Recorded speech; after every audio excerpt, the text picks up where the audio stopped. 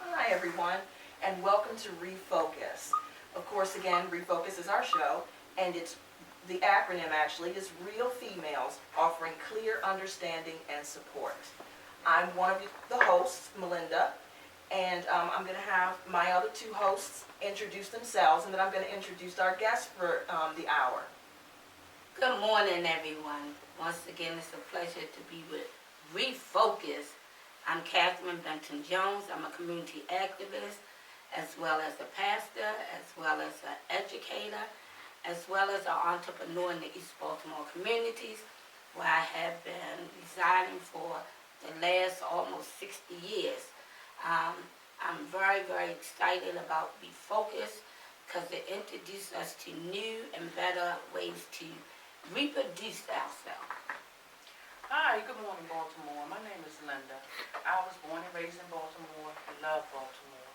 I am so happy to be a part of this talk show, Refocus, and to get some knowledge out there for Baltimore and to help us strengthen our community. And I'd also like to take this time to introduce our wonderful guest for the hour, Miss Tony Ford. We are so excited to have you with us today, Tony. It's been great to meet you before the show started. And if you'd like to get started just talking a little bit about yourself and just a little bio for everyone. Sure, I'd be glad to do that. Thank you very much for the opportunity. Oh, Tony Ford, as has been said, it's T-O-N-I. I'm from Philadelphia, many years now living in Washington, D.C., and did spend a brief time in Baltimore and am coming back. But what I'm here today, and particularly focusing on women, refocusing, is with my theater company, Double Nichols Theater Company. Double Nichols Theater Company celebrates seniors while they can still hear their applause. And most of us have been caregivers, have grown to the point where we can claim to be seniors, and now we're saying, and what are we going to do for the rest of our lives? Yes, So, absolutely. just a little bit of a bio, that's where I am today. I've come a long way, having been a businesswoman, having been for 18, 20 years, run my own company, and was fortunate enough to be able to have it acquired. So that after that, I began to look at what can I do, and I thought it would be a wonderful time to look at where am I in this point in my life, and where are some other people. So that's how we get to Double Nichols. now I'd like to ask a couple questions about Double Nichols. Please. I'd like to know, so can you tell us where Double Nichols is headquartered, and tell us a little bit about the type of material that you're putting on for your plays, and also about your schedule, when we can come and see shows. Absolutely. Double Nichols started because, as I said, I reached a point, I was a caregiver for my husband. And when you are a caregiver, it is not fun. Don't let anybody tell you that it's a wonderful thing and all of that. It may get to be because you're strong, It's hard. but it's hard. It's hard. Absolutely. And during that time, I really was able to become very honest with myself and say, I don't like this. I need to do something else. I didn't give it up. I've been married to the same man for 50 years now. Congrats. So, and I accept it. Yes. Yes. But it was going through that I decided that I needed something that would be fulfilling for Tony. And so I didn't take any acting classes or any of that. You know, you grow up with people.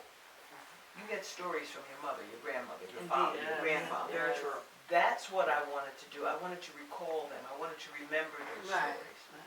And in doing that, I said, well, that's all running my mouth. That's what I do anyway.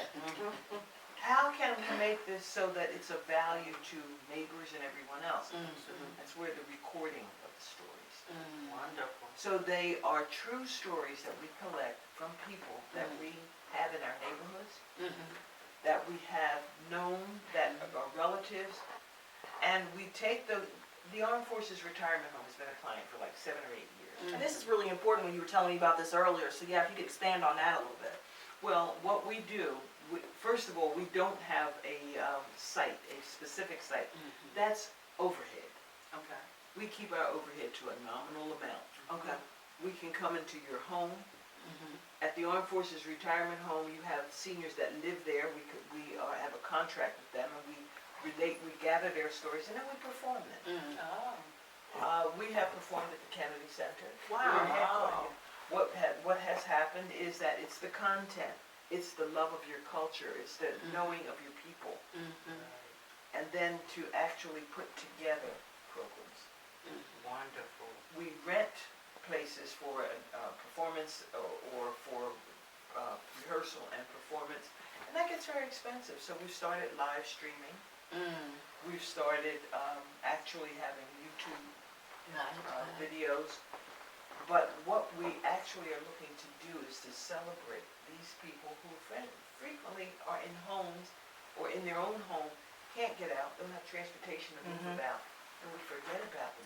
Yes. Absolutely. Absolutely. Absolutely. So we will work with residents, we will work with people to find out how we can get those stories. We had a live stream. Well, let me stop for a second, because I want you to ask me, but I can tell you about any of the things that we've done.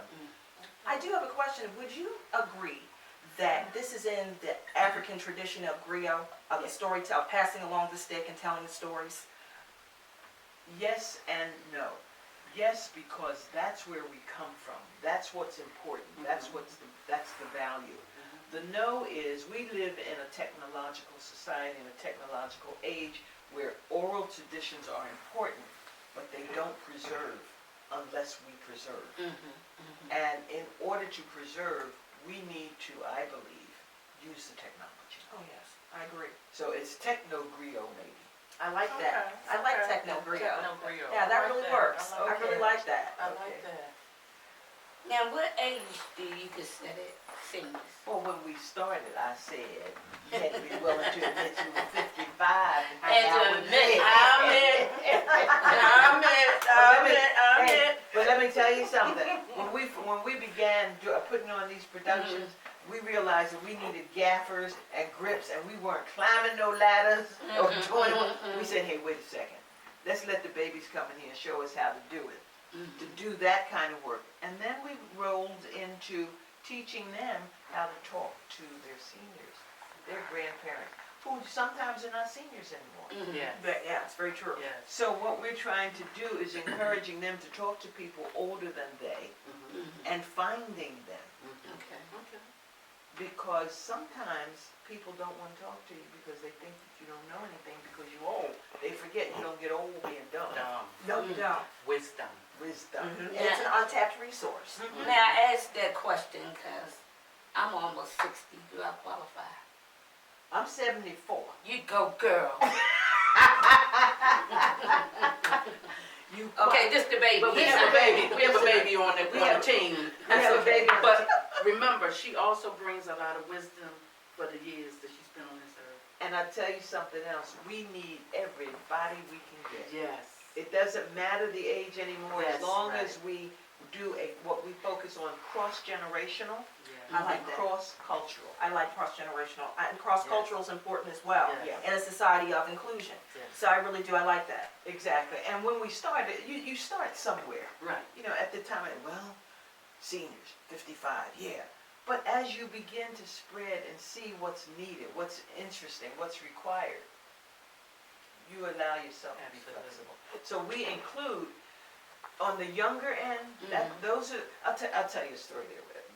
We had interns, high school interns, and this handsome, well-dressed, well-built captain of the swimming team in a private school, young African-American man was all of that. And he wanted for his community activism to become a part of Double Nichols.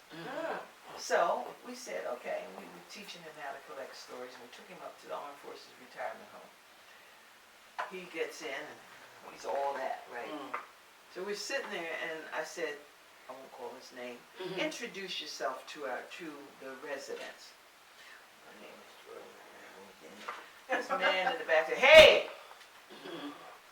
Open your mouth and talk. Everybody in here is hard of hearing, you know. He said, and straighten up, it'll help your projection. That young man, it's like no one ever spoke to him like that before. Wow. He sat up, my name is, and anytime he was there, he began doing that.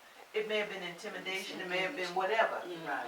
but he learned something. He He learned learned something. That's He right. learned something, and that's the most Absolutely. important thing that he learned. Absolutely. He was able to tap into a valuable resource. Absolutely. And everybody, the average age there is 86, you know they all hard of hearing, they needed to tell us. Yes. So we don't turn anyone away, but now we try to fix, how can we have the seniors help them? Yeah. Ah, okay. Wonderful. And they love telling their stories, Wonderful. so that's how we do it. And that's very important because nowadays the youth strive away from the seniors. That's very That's true. And any bridge we could build to bring those two generations together makes a big difference. Absolutely. Sometimes I think, and you can tell me if you agree, our seniors feel as there's no use for them. Absolutely. What I find is that that's why when you get them talking, they just give so much. Because they realize that you really want to hear from them. And that's a key, that's an important key. And for young people to tap into that, to realize they can tell us something. But at the same time, now let's face it, are we gonna be transparent, we gonna talk the truth? Well, we'd like to. Yes. Sometimes old folk can be mean. Don't you just say? True. Yes. True. They may have a reason. Sometimes they kind of push people away. Well, if they are doing that, it might be because they've got reason. There you go. Absolutely. So if we can take the time to actually begin to talk with each other Right. and respect those And differences. to understand Right. each other. Understand. The understanding we comes can out of get- that. That's right. We can get pretty doggone far. And I think, Tony, you make a good point there. And I think listening is the key key factor. to anything that we're I trying agree. to accomplish, because you have to listen, Yes. Yeah. And understand what that person done. You have to have compassion and fear. I've talked with you today, and I found you to be a phenomenal woman. I agree. And I've enjoyed talking to you and learning about your ventures that you had in life. And one thing we was talking about was that when you become a caregiver, you've been a mom, you've been a wife, your kids grow up and leave, what's left for me? And you have to be selfish enough in a positive way to ask that. What can I do? I'm going to live a long time, God willing. I'm going to be here. What can I do that satisfies me and not feel guilty about that? Yes. I'm glad you brought that point up, because I get the feeling, and I'm sure you ladies get the feeling as well, that Double Nickels is about reinvention. Almost like emerging from the cocoon, you know? And I had that same issue when my children began to grow up, because you feel like I've invested most of my adult life to being a parent. What do I do now? And so the value of Double Nickels to me is giving people a chance to answer that question for themselves. What do I do now? And I'm so grateful to Double Nickels, and I'm so grateful to you for having this available for people. Absolutely. It's a valuable resource, and I like what Catherine said as well about bridge building Yes. between generations. Yes. You know, that's really missing in our society, and I'm just so thankful for Double Nickels, and I'm so excited about it. Well, I can't tell you how really good that makes me feel. I really mean that sincerely. And like anything else, we can't stop it right now, at this point, etc. We have to ask the question, so what next? Right. Now let me ask you, your cast is built on from territory to territory, or you carry the same cast everywhere you go? You That's a are good the question. cast. Okay. The person that gives the story is the cast. They may not want to act it out. Then we will hire someone, Okay. or we will, include someone. Mhm. But we start from the perspective that all of us are phenomenal women Mhm. and drama queens.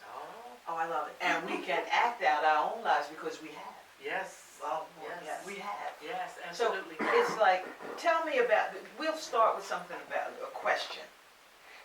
The question might be something about, oh, and this happened my very first time. Well, when you say that, somebody's, oh my goodness, well, oh Lord. We asked that question, and a woman said, I have a story. I want to tell it about my very first time. All right. She said, I was 10 years old, the very first time I met the Ku Klux Klan. And went on to tell the story. Mhm. So you never know where it's going to go. So that turned Right. into something That completely became different. something, but it was important, it was critical. Of Yes. course. Yes. So you don't necessarily worry about where it goes, Mhm. but before you put it, you frame it and everything. But the point is, you're the story. It's your life. So these stories are without rehearsals, they all come straight raw. No. No. We couldn't do that because then you don't know where you're going. But what you do, Right. we have a method. In fact, Okay. we developed a curriculum that was funded by an award. Mhm. And you collect the stories, Okay. but you can collect them either around a topic Mhm. Mhm. or around an event or whatever. Okay, Mhm. so then we don't do that on camera. You need a certain number to have a production that's valuable. Okay. Once you do that, then you begin the editing process. You may talk as long as I do, it takes you 20 minutes to get it out. Somebody else may do the same thing similarly in 5 minutes. Mhm.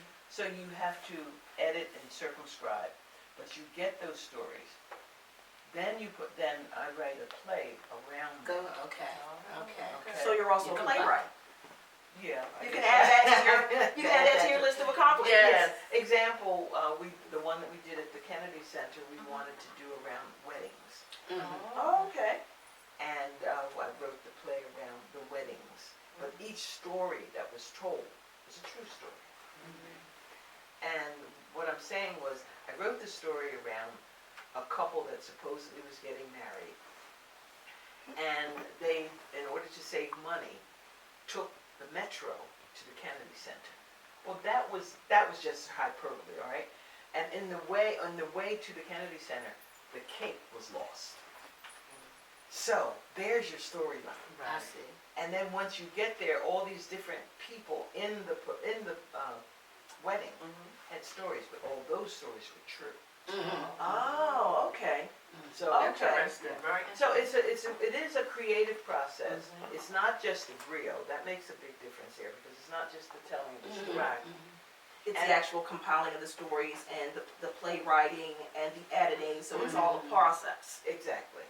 And that's why when we go to a place like where people live, the Armed Forces Retirement Home or the Overlook, Mhm. etc., Mhm. it's important that it becomes theirs. We show them how to put it together. Some people may just want to sit and tell stories.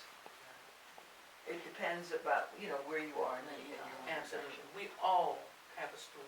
We all have stories, We that's all right. have a story, no matter how small you think it is or how big it is. We all have something to bring to the table and to this world. And that's what we're trying to get at. We have a lot of senior buildings here in Baltimore We do. where they may want to use your production company to do fundraising event. Absolutely. How can someone arrange to do that? Well, it would be a question, now that we've connected, to sit down, to talk, because that's one of the things that we do very well. In fact, to answer your question, we need to just sit, talk, work out the details, and find out the when and the where and the how. Mhm. We have, and I'd love to do that. We have right now, as we speak, just recently received an invitation from the National Center for Creative Aging Okay. to present what we do and how we do it at their international conference in September 2016. Mhm. Mhm. So we will be That's doing interesting. that. Yes. We've done several of those things, but if there are seniors, in fact, if there are senior buildings, that's the best place because you have a a wealth of A wealth of seniors Right. there. Well, I different need to experiences. correct that a little bit. A lot of our senior buildings are now mixed population, That's true. Well, mixed population with what? young and old. Well, that's how they Yeah. are in Washington. And what happens is you set up the environment. Mhm. The people that are interested will come. If they're not interested, they won't come. If they're interested but they're not seniors and we're gonna do a production, we still need them to drag and pull and Right, right. we may need them to interview. Ah, okay. So Okay. that's not a problem. In fact, that means you have more people to work with. Yes. And eventually here, we'll take a break, but in our, a break from interviewing, but in our break, would it be possible that the three of us do a 3-minute skit or, as they call it, ad-lib something and get I your won't do approval? that. Oh, you mean you wanna do it and then get me to, Approve it and line it up for us the way you would our actual production. I would hesitate to do that. Let's try and see if it's off camera, let's try and see what happens with Okay. it. But I would not want that to be the measure of how. No, just in fun, Oh, just in hey, fun. we teach improv too. That's what I do. That's great, yeah, because improv is a skill. Yeah, That's great. Right, okay, if that's what you told me, sure, we can do something like that. A lot of times, a lot of things that community leaders does is really improv. Improv, exactly. A lot of insight they get is improv. Yeah. And when you get stories to match what you're actually doing, it becomes a reality. So a lot of things they used to tell us, you got to be able to do things suddenly. Yeah, but if with, you're, within reason. I like how you said it's normally given with a topic. That way control is established. Interest is in one area only. and when you're going into a place like the Holy Mammoth Theater or the Kennedy Center, you don't want to do improv unless you No call it doubt. improv. Hmm Now, in getting cast together with communities, because that's what I deal with, a lot of large communities. They normally have meetings, or they might want to do this for Valentine's, or just a thinking of you day, or just something different in their community. Do you normally give them a theme? No, To what I focus try to on. do first, in fact, I just had a phone call last night where they want me to do that. They want me to do something for Black History Month. Okay. And what I do is I go first to see who I'm dealing with, Mhm. and meaning the audience, the age, the capabilities, the mentalities Okay. of what is it that they have that they want. Mhm. Do they want me to bring in a cast and perform, or do they want to do the performance? Do they want us to, gather something for them? All of that has to happen. Has to be established, they should have a good idea of what, just those basic things. Yeah, well, also, if it's, for example, if it's a true story, is there a theme that they want? Right. Like, For example, Exactly, in Washington, I did one with a home, a rec center, and they were a significant part of the '68 riots. There you go. Okay, Dealing with our uprising. yeah, Yeah. yeah, we could really tie that in with our recent uprising. Well, that's what happened. They wanted to do that, and I said, okay, well, who are the characters, et cetera, and what is it? They gave me the raw material. See that? We take and put it together Yeah. so that it's something respectful and also candid. Because what happens is a lot of times you don't get what you thought you were going after Okay. because people reinterpret And it kind of morphs, and it kind of moves. which is okay. Well, that's what we do, but we work with you to get what you want. That's valuable, and there's also something I wanted to suggest as well. We've been having a lot of difficulty here in our city with our murder rate.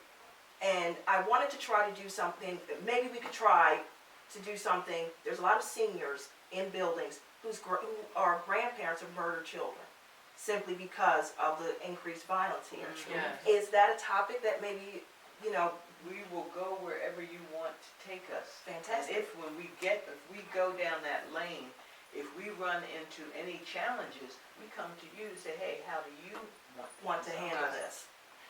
Fantastic. fantastic. When I was young, we used to have the You're seniors. still young. Thank you. I'm tired of them. We used to have the seniors come to our elementary school, and they would come and read to us. Have your production hit any of the elementary schools? No, we actually, because we're 10 years old, this is our Okay. 10th year, and we have so many, Congrats. thank you very much. We have so many programs for children Okay. that what we've realized is that if we stay in our lane, we I can do see. really, really good, because there aren't many programs like ours. In fact, I don't know of any others. No, No. sounds unique. It's a unique program. So what we try to do is if the seniors are our bailiwick, that's where we stay. Many of people are gonna come with funding for children, but they're not gonna come for funding with seniors. Many of people are gonna come and take children out, but they're not gonna come and take seniors out. So Everybody loves puppies, but not Yes. so much older. Yes. Yeah, So that's right. Tony, do you feel like seniors are the forgotten population now? Or we just? I'm not gonna let them be forgotten. No, I feel you, and I'm with you. I'm with you, absolutely. I think we're valuable people. Well, one of the things that we say is, if you look at advertising, if you look at what we value, what we promote, it's babies and youth. We may be the only culture in the world that does that. People value their seniors. In other cultures, In you're other right. cultures, yeah. So what I'm doing is, I'm not denying or rejecting children or youngsters, I'm saying they've got theirs. Absolutely, That's- I agree. That That's was true. powerful what you say, you stay in your lane. Mhm. That's come from wisdom, automatically. Everybody don't know how to do that. They want to be in yours, theirs, and everybody else. Now, what about our adult centers, our adult education centers, where we may have individuals there that may be dealing with Alzheimer's or dealing with a disability? Some people call them adult daycares. Do you all venture there? My company is small company, Right. but I am on the board of the National Center for Creative Aging, Okay. and they go everywhere, Okay. particularly with Alzheimer's patients and with dementia patients. And what we have through the National Center for Creative Aging are an international network. Okay. So even though Double Nichols may not be in that particular area, by virtue of being on the board, by virtue of Double Nichols being a part of the National Center for Creative Aging, I can get that put together and share and get that done. And it's all around creative aging. Well, that's actually fascinating. wonderful. But what we're gonna do right now, really quick, is we're gonna take a 5-minute break. And then when we come back, we're gonna talk some more about Double Nichols and you, because I actually wanna bring it to a little bit of personal note and ask you just one question I've been dying to ask. Okay.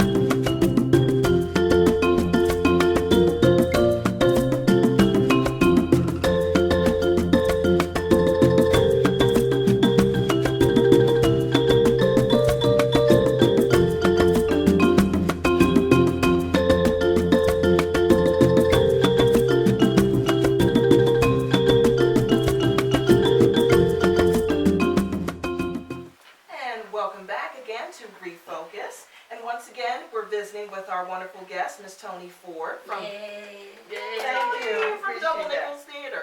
And as I promised before we went to break, I had a question for Tony that I'm dying to ask ever since we met.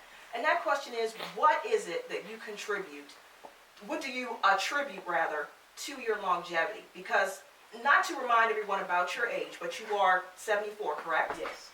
And I find you to be incredibly vibrant. You're excited. You have a zest for life. You have that joie de vivre.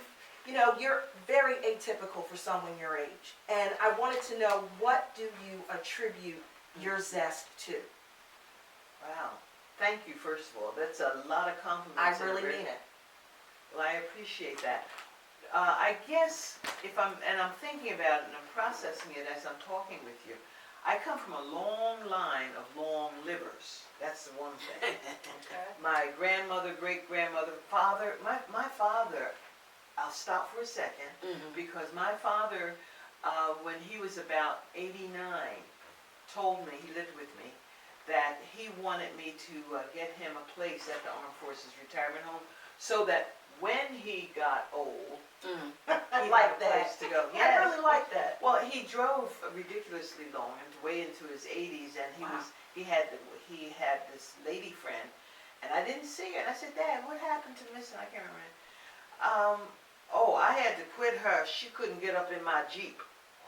Oh. So, Okay. my point being that joie de vivre is natural. It's my relative. It's my family. My mother lived a long life. My grandmother, I told you about her. Yeah. So I come from a genetic base that provides for that. Yes. And then also, I was honestly reared to believe I could do whatever I wanted, as long as I was willing to accept the consequences. Wow. Okay. And to give you a recent example, I got up I've been gone yesterday, and I'm busy. Oh, yeah. So I got up this morning, and I was telling my husband I'd see him later on. He said, now, you acting like Amelia Earhart. I said, what are you talking about? He said, she went away one day and never came back. True story, everybody. True story. Yeah. So I said, well, you think I'm not coming? He said, no. He said, I just think that you might get lost along the way because you're so busy. Well, I believe that if you stop moving, it's just like physics. Absolutely, I If you agree. stop moving, what is there to do? Well, sharks die if they stop swimming. If they're Sharks. still, they die. That's right. So to me, it's like, if I don't do, why am I here? Wow. And that's your purpose in life. You're Wow. letting us know that this is your purpose. This is my purpose. And you have to have a passion for it, and you have to have love for people. I see it, I feel it. It is real. I It believe definitely, I believe definitely is it. real. I believe it. Well, it's like some of us, we don't ever find our purpose, but when we do, it takes over. Yes, absolutely. But even and this is actually my mother, and I work with my mom and with Catherine, both also dynamic seniors. Thank Very you. dynamic, very Thank you. interested, very plugged in. They are. But there's something that all three of you have, and it's kind of a superficial thing, but all three of you, to me, have the most beautiful skin. Is there something that you're doing specifically, since, you are just maybe 2 or 3 months older than us? Well, I love the melanin in my skin. So do I. And I'm not doing anything special, but I actually do believe that the skin, the skin, is the most valuable one that we have. And all we have to do is really keep it clean. So you're very minimal, your products are very minimal then? My products are minimal, and if I have on makeup, it's because I know I'm going to be under bright lights. I don't Right. wear a whole lot of makeup during the day, or what. In fact, oftentimes I'll wake up, I'll look at myself and say, this will work. So it's as a health regimen, I drink lots of water. Okay. I drink lots of water. I do whatever I want to do, but it just so happens that I don't want to do a whole lot of things that I do. I like that, because there's a fear about embracing aging. And for me, it's life itself. I enjoy people. I enjoy helping people. That's true. I love life. I love God, and I make Him the center of my life. And prayer, prayer, prayer, and helping people. You know, thinking about others before I think about myself, because this has been my story all my life. So I can't leave it now. So I thank God, and thank you, my daughter, for the compliment. It's Yes. true. I don't feel like it's a compliment. It's very true. I don't feel like that. And Catherine, what are we looking at you about? Oh, well, my story is simple. Even though I was born and raised here in Maryland, I was raised by a lot of Southerners. No. And female Southern women, they had a way about themselves. Certain things they didn't do openly, certain ways they wouldn't dress, certain things they didn't say.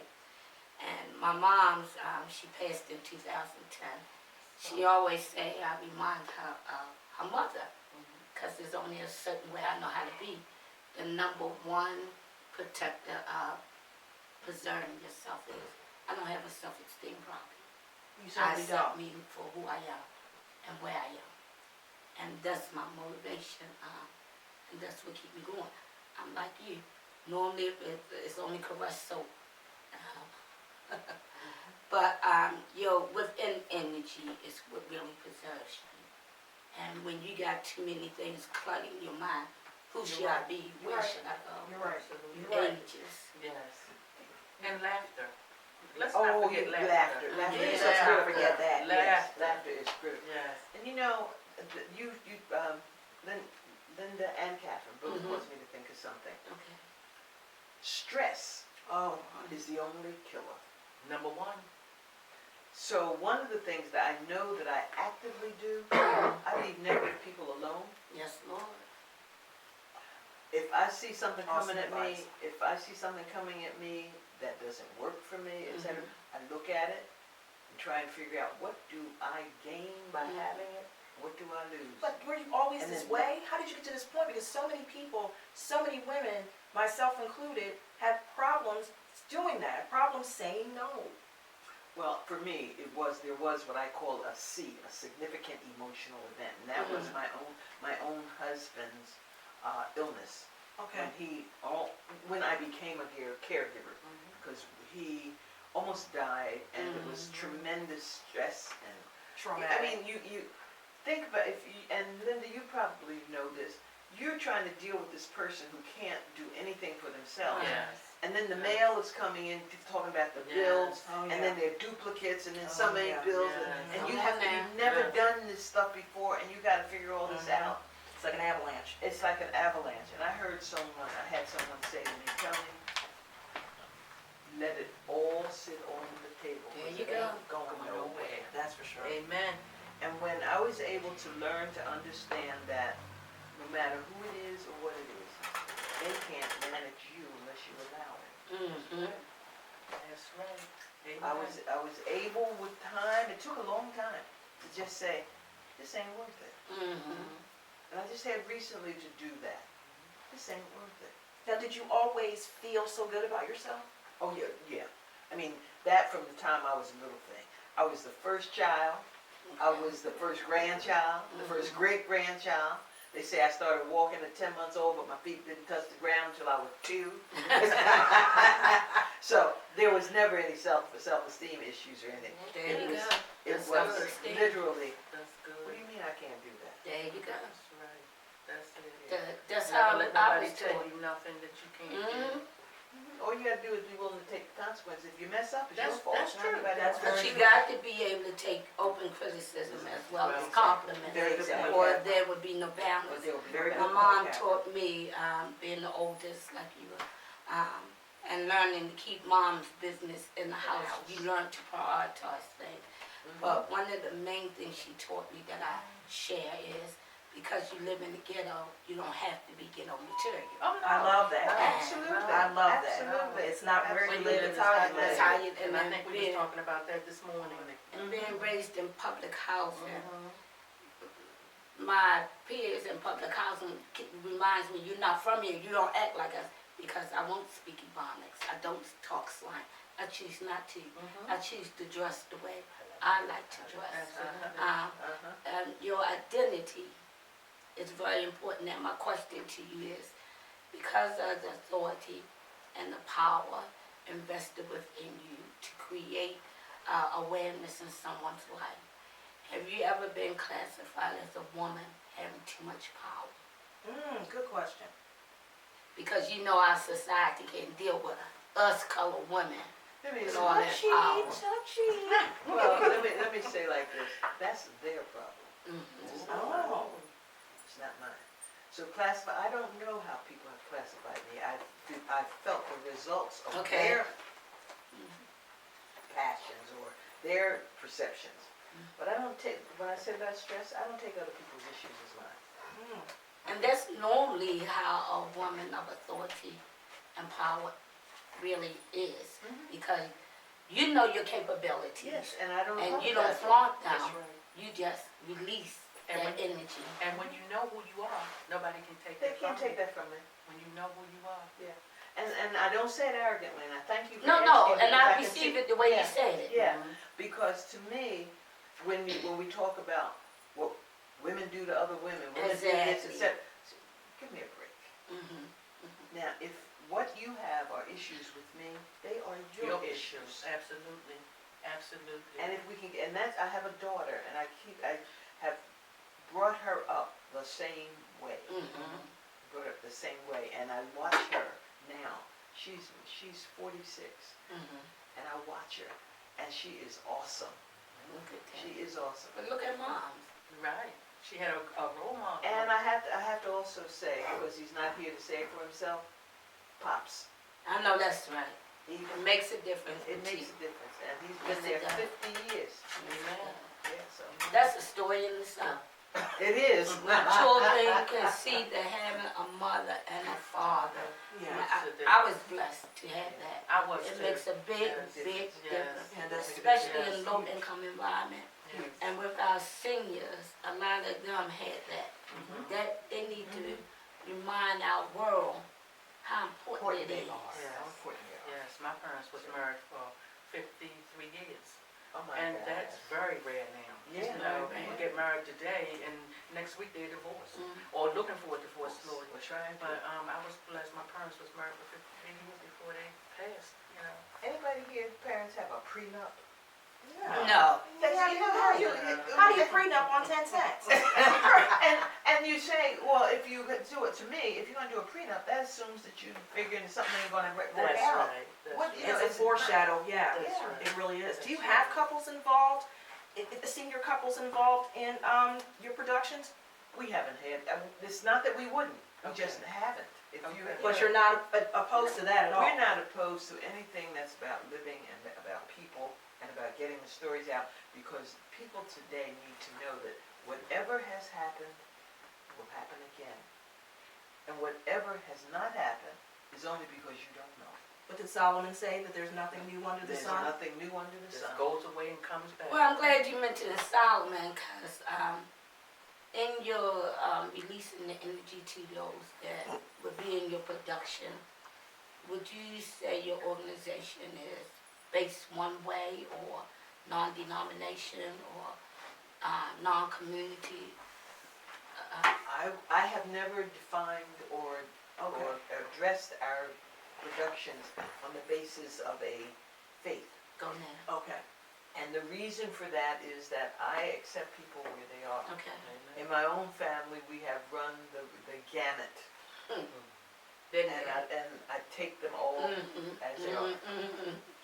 And so you never know. To me, that is like saying, in a family that is, in a family or in a group, if you have all things represented, is one really better than the other? Mhm. Right, absolutely.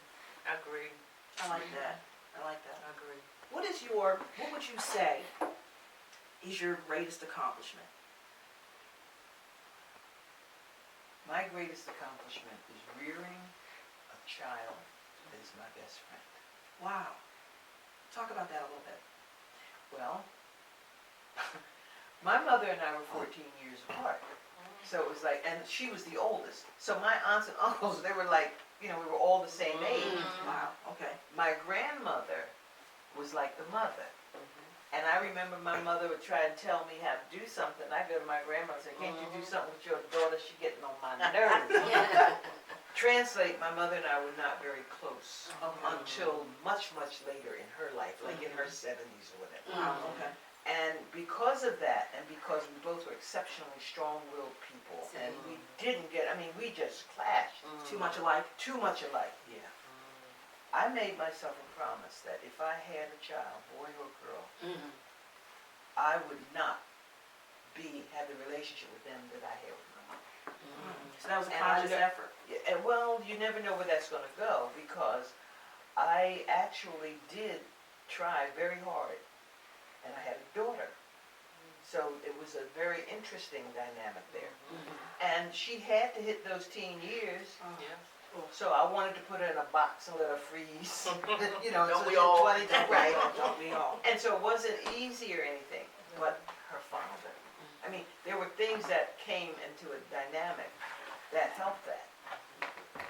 So the answer is, I got through it, she got through it. We pained, we did all of that.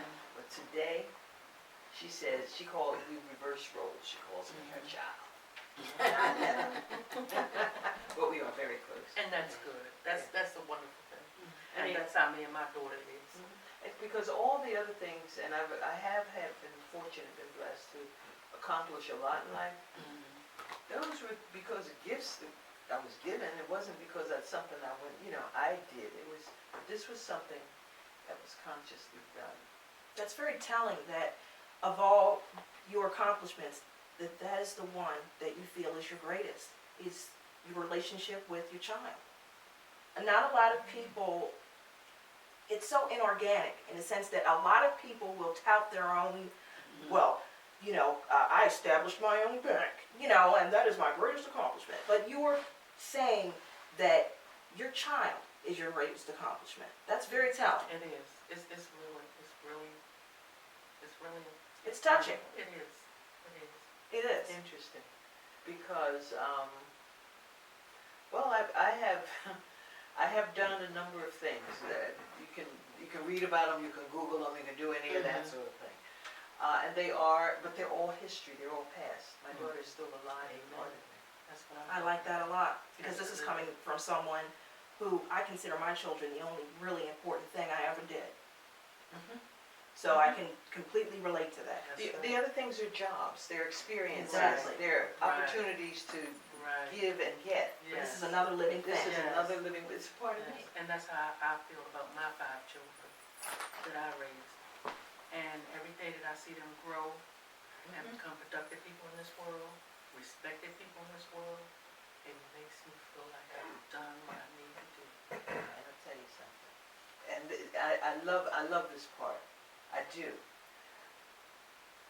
When you talked about where did these things come from, when I think about my mother, my grandmother, my great-grandmother, my great-great-grandmother lived until I was about 5. I don't really remember her. And then the attendant husbands and spouses also. But it's always the women that sit in the kitchen and smack you with the spoon and all that sort of stuff. Oh, yeah. When I think about those people and what they did, and what they told me I better not do, and meant it, Absolutely. and checked, that's where I live. And that's where that comes back to me. Do you feel like that's missing from society? Yes. When I look at children today, or young people, and they can't really relate to that, I feel badly for them. Yes. I really do. Now, for me, take me back to D.C. In Washington, there's a lot of, it's a particular area, and I can't call it by name, that's targeted to black culture. It's something like Georgetown, but it deals with a lot of happenings where blacks took off their careers, where they begin a lot, like for us here in Maryland, ours was Pennsylvania Avenue, where a lot of our Like a landmark. right. Though in that area, because I listen to a lot of things that goes on in Washington, what part of DC would you say inspires you the most to go out into these communities? Good question. Care to think about it for a minute? I'm trying to actually respect the question because geographically, I'm not. Geographically, I'm not you got getting your it. political side, Mm-hmm. then you got your prominent side, then you got your urban side. Right. Geographically, a lot of attention is drawn on the political side. Less attention is given to the black historical side, which is up in that area of Georgetown, where Howard is, where a lot of the radio stations, where a lot of our seniors there contribute to a lot of dancing, hand dancing type things. They look for entertainment. The part I'm thinking of is more on the other side of the political side. Like when I goes through Washington, I come out of Washington with a vision or with an insight. Okay. When you go through your neighborhoods or when you see your seniors sitting on steps here in Baltimore, our Baltimoreans were known for the white steps, the white cement steps. The white marble steps. And they made movies and pictures, and every time they do that, they include them white marble steps. But you also have your seniors sitting out there. When you go through your neighborhood and you see seniors, do you get inspired some more I to? do. When I go through the neighborhoods, I don't see seniors. That's the Okay. first reason I was Okay. inspired. I see them Okay. ladies sitting in the windows looking out the Okay. windows. Okay. Okay. One of the projects that we're involved in now is creating a mobile porch Oh, okay, because I'm from Philadelphia with the marble steps. okay. And I had just recently an experience where I was talking to someone about sitting on the steps. Mm-hmm. And when the sun changed, you went across the street and you sat on In your the neighbor's shade Oh, yeah. side, that's Mhm. right. and nobody cared. Whereas Kept it today clean. they're putting up little fences Yeah. and putting around it because Yeah, don't be caught don't be caught on trespassing. my steps. Mhm. That was cultural. Right. That's not in DC. Okay, But I wanted to say that because I'm really a Philadelphian okay. in that regard. Okay. Because those steps were important to me. Mhm. Because on Saturday morning, I had to scrub them. And my Goodness. neighbors. Oh, yeah, been there, Mhm. been there. Get that Ajax out, that little brush. Brush, that's right. But in Washington, it might be southeast Go Washington, ahead. Anacostia, Mhm. which is historic, where Frederick Douglass's home Okay. is, where the big chair is. Mhm. That's Anacostia area. I live in southeast. I live in an area, Hillcrest. Okay. It's very different from those areas, but it still is a part of the city that I love dearly. I don't see seniors. I don't see them. Why? We're talking about the steps. The project that I have, this mobile porch. We used to have everybody, the row houses had porches, Right. okay, and some of them here have them. Mhm. They do. Well, I say, if the old people or the seniors won't come out of their homes and can't get out, we can take it to them. There you go. Oh, okay. There you We go. can take that porch to them. Yeah. And we can put other information on it where they can find out how to go places, how to do things, where to get information. And they can come out and sit on this porch with us and tell their stories there. I love it. I like that a lot. I like that a lot. It's engaging people. It's engaging people. I like that a lot. And you might not realize, but you answered my question. Because if we don't have the city at heart, how can we serve? And I wanted to see through your eyes how Washington appeared to you. Philly, I could deal with Philly. It's a little congested for me, but Ward Street is okay. They still got a lot of their trolley tracks still on the ground. they do. They do, the originals. right. Yeah. I want you to know I'm there with you. When you come in, you come right into the zoo area first. But I like most people that are inspired because of their communities, because of their background. That's why. And mine comes from my Philadelphia background that I have brought many years. I mean, I'm not like yesterday I from know. Philly, Right. but that's where those people that inspired me are. And that's where they still are. But it's true, you're inspired by where you're from and the people that you're around. Definitely, definitely. Yes. So I like that question a lot. Yes, Yeah, yes. because we're I gauging. appreciate it. Yes. Yeah, Yes. yeah, you're Listening gauging. to it. Yes. Yeah, we're gauging your love for your adopted city. Because I'll tell you about Baltimore. Lived here all of my life.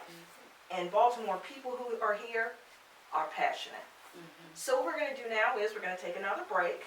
And when we come back, we're gonna get into some more questions for you because we're really enjoying your company. Oh, thank you so much. I have to let you know, Melinda, that we're not going to take another break. This is the end of the show, but we definitely would like to thank you for coming in, Tony, and sharing your incredible, loving story. And we hope in some way that you can come to Baltimore and bring some of this with you. We would and love that. get Baltimore up and running. Okay. And we also would like to thank everyone for watching Refocus today. Well, I want to tell you that I appreciate you, Melinda, Catherine, Linda, and Refocus, and this is an honor. Oh, It's an honor. And Thank to you. join with other phenomenal women Yes. talking about our culture and our neighborhoods, regardless of where they are, we need to do that more. And I Yes. will definitely accept the invitation to come back. We'll definitely have you back. and the We'd love to pleasure have is you all back. ours. Thank you so much. Appreciate it. Bye, Baltimore. Bye-bye. Bye, See you Baltimore. again. See you next time. Refocus.